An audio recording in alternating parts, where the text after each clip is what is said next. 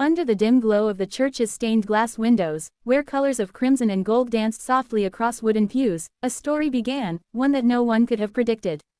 The CEO, a man often seen as distant and untouchable, had come to the quiet sanctuary not to pray, but to sit in silence.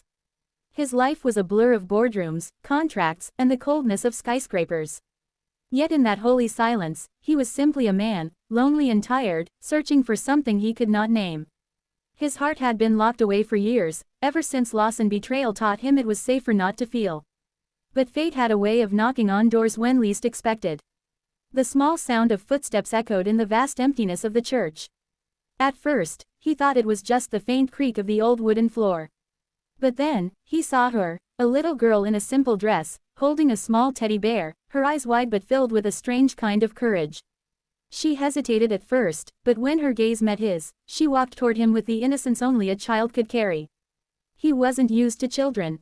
He wasn't used to anyone approaching him without fear or calculation.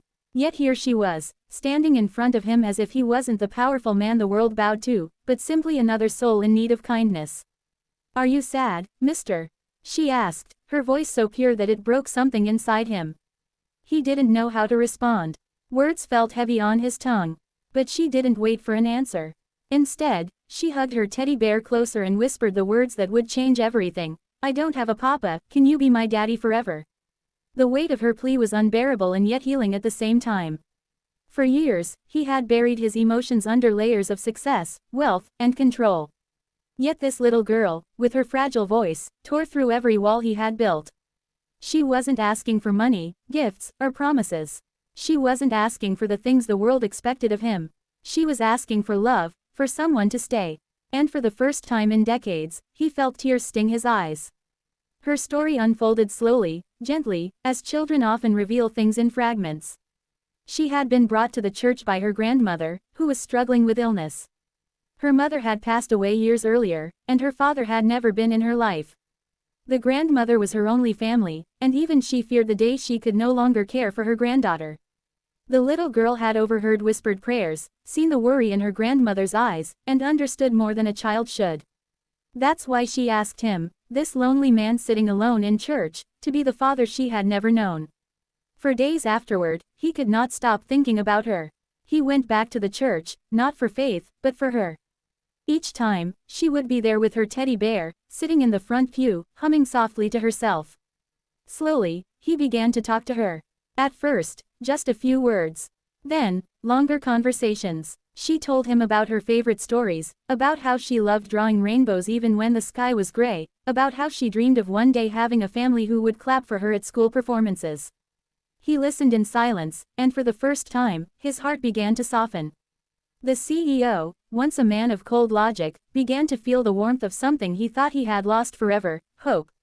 The little girl saw no wealth, no power, no status in him.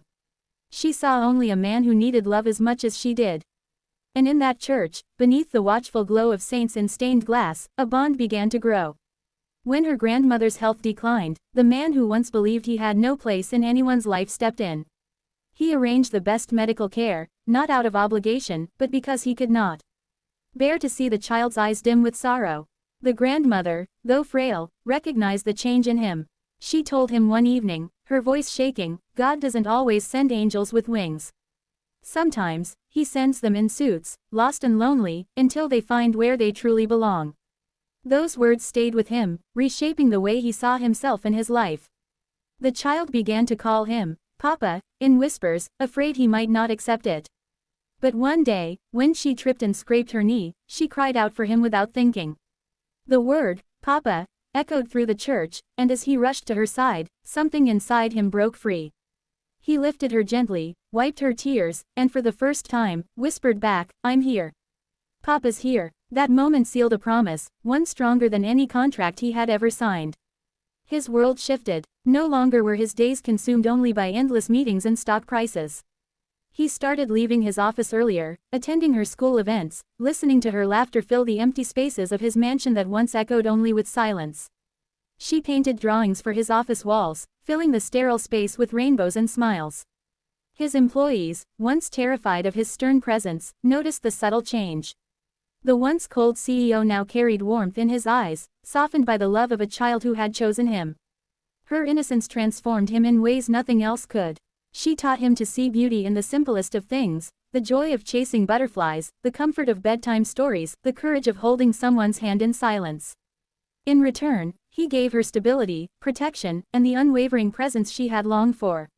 He wasn't perfect, he stumbled, he struggled with the unfamiliar role of fatherhood, but every time he looked into her trusting eyes, he knew he had found his true purpose. As seasons passed, their bond deepened. The grandmother, at peace knowing her granddaughter was no longer alone, whispered her final blessing before she passed away. The girl clung to him in grief, but this time, she was not facing loss alone. He was there, holding her, reassuring her that she would never again have to beg for someone to stay. Years later, when she stood tall and radiant, graduating from school, he was the loudest one clapping in the audience. She found him in the crowd, and just like that day in the church, their eyes met. Only now, there was no loneliness in his gaze, only pride, love, and the unshakable bond of a father who had been found not by blood, but by destiny. The story of the little girl and the lonely CEO reminds us that family is not always about who shares our name or our blood, but about who shows up, who stays, and who loves us without conditions. Sometimes, love comes when we least expect it, through the smallest voices with the biggest hearts. And sometimes, the most powerful transformations happen not in boardrooms or battles, but in the quiet corners of a church, where a child dares to ask for love, and a man finally learns how to give it. This tale is more than fiction. It is a reflection of something deeply human, the need for connection, the power of love, and the healing that comes when two broken hearts choose each other. It reminds us that no matter how lost or alone we may feel, there is always a chance for redemption, always a possibility of family, and always a reason to believe in love's power to mend even the deepest wounds. Love doesn't always arrive in grand gestures or perfect timing.